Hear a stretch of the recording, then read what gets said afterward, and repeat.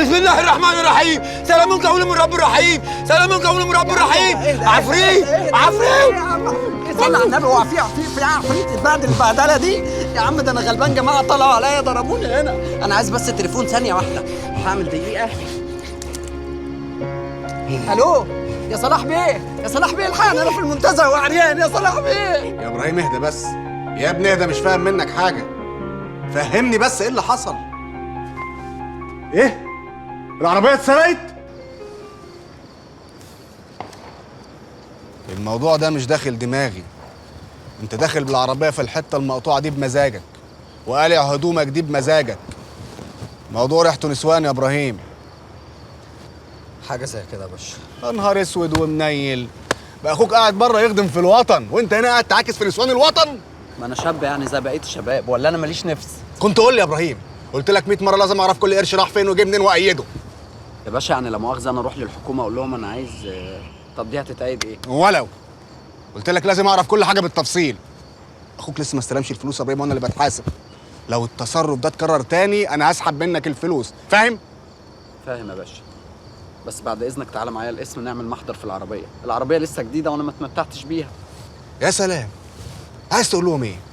عايز تفضح اخوك؟ يعني هنسكت؟ وانت لما تقول لهم هيجيبوها لك؟ طب وايه الحل طيب؟ انا هتصرف. تعال اركب عشان اوصلك.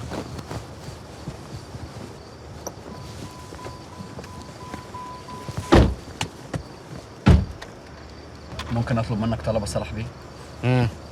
والنبي ما تجيبش سيره لام الحريه باللي حصل عشان خاطري. قذر.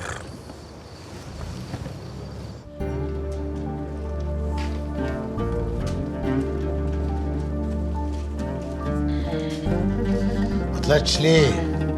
ولا الشغل وحشك؟ يلا عشان نتعشى. لا يابا ماليش نفس. اقعد عايز اتكلم معاك كلمتين. طب ما نتكلم فوق. يلا قوم. مش قادر يابا، مخنوق ومش طايق حبسة البيت. وادي قاعدة.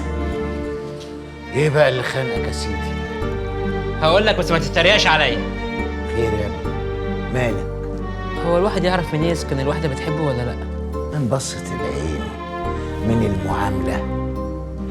الله، هو انت لحد دلوقتي ما تعرفش اذا كانت عزة بتحبك ولا لا؟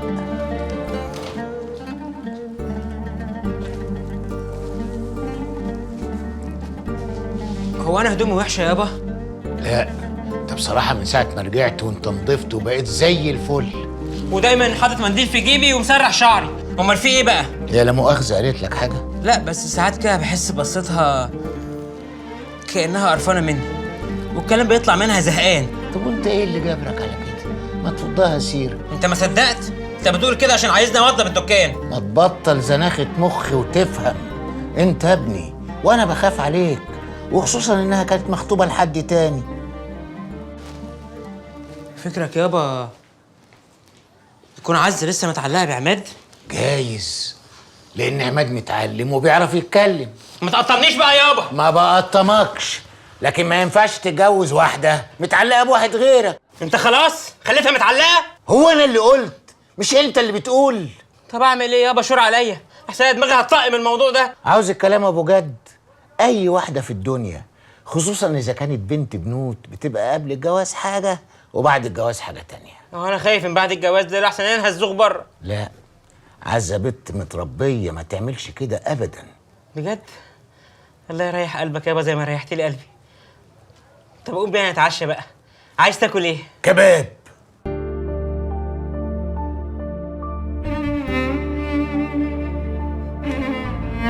عزة، انت ايه اللي مقعدك كده؟ قومي قومي يا موكوسة، تعالي. خش.